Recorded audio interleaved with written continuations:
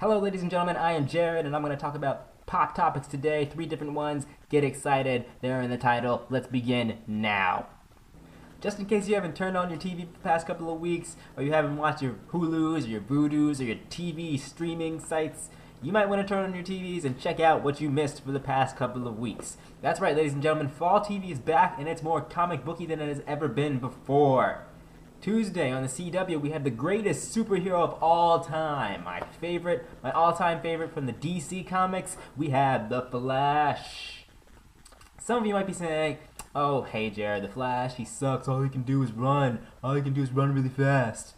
Are you kidding me? No, The Flash is faster than the speed of light. He can travel through time, he can vibrate through solid objects. He can travel through different dimensions, which is the reason why we see DC Comics superheroes reboot every now and then.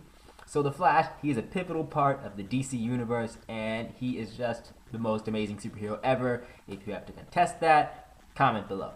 But I'm right, so you don't even have to bother. But anyway, I think this new Flash TV show is something special because it has something that every other superhero TV show on TV does not have right now. It has a person with actual, wait for it, actual superpowers. So yeah, we have all these other superhero shows like Agents of S.H.I.E.L.D., Arrow, Gotham. All those superheroes, they don't actually have superpowers, they have kind of gadgets. So that basically means that they're focusing on the development of that character pretty much the whole season. We don't really see too many extremely crazy super special effects. But with The Flash, since he starts out with the power to run extremely fast, over 300 miles per hour, normal bad guys can't contend with that. So you can't have your normal other people that are just have gadgets or a gang or just have a crazy personality. You actually have to have people with actual super villain powers. And we have seen that in The Flash so far. We have seen the Storm tornado creator guy, and in the second episode we had some multiplying depressed kind of guy, Naruto. We basically had Naruto. The Flash was fighting Naruto. So I can tell you guys that this show is going to rock. If you guys like special effects, if you guys like explosions, if you guys like the thing that defines what a superhero actually is, then you're gonna love The Flash. It has turned out to be so good so far, and I'm glad that my favorite superhero is turning out to be such a good show. So keep watching it. Tuesdays on the CW, and it's going to have even interconnectivity with Arrow. This will keep you pretty busy until the upcoming Justice League movie, which is actually official now. Next up, we have The Walking Dead. The gang's all back. We have Freddy, we have Shaggy, we have Velma, and we have Scoob, and they're all ready to solve this zombie mystery and give it another shot. The second episode was a much needed slowdown from the first episode. Now in this episode, they found a priest who somehow survived the entire year just on cans alone in his church, which is kind of fishy. There's a couple characters that are suspicious of this, and they have reason to be after the past couple of seasons. Trusting people has proven not to be very good for them at all. So Rick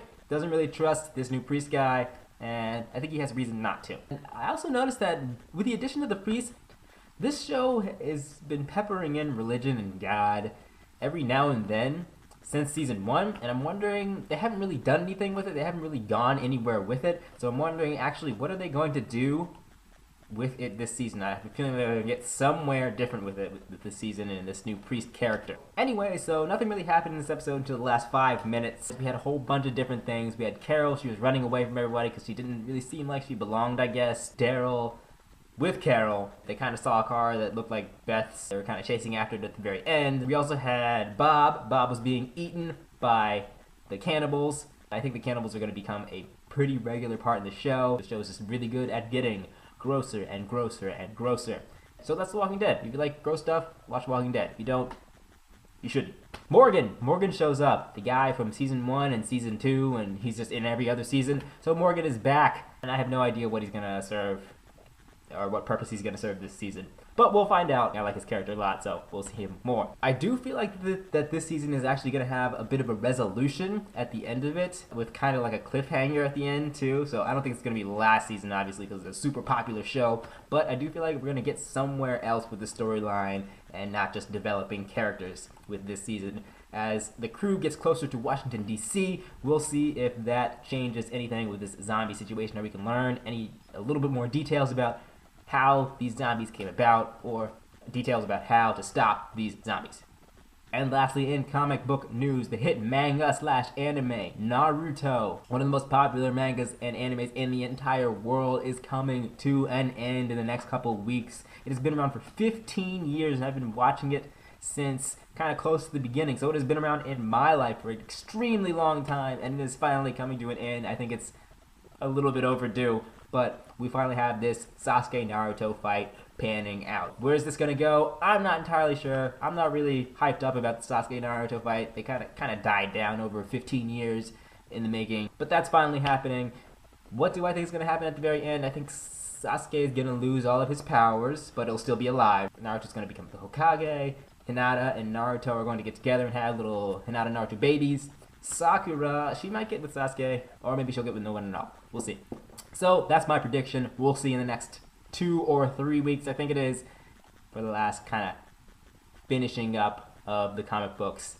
And we'll finally have an end to Naruto, and I'll have to find something else to watch. Now, I actually have a curse with mangas and animes. Whenever I watch one, they seem to end. I watched Death Note towards the end of that life cycle. I watched Hunter x Hunter. I just started watching that about a month ago, and it ended around a month ago too. Attack on Titan, that show was awesome. When I started watching it, it ended immediately. Bleach, I started watching Bleach, and I finished it basically the same day that it ended. So I have a curse when it comes to watching mangas and animes. So I don't know what I'm going to watch next, but if I tell you in my next video, just be prepared to never see that manga again in the next couple of weeks, because I have a curse with that.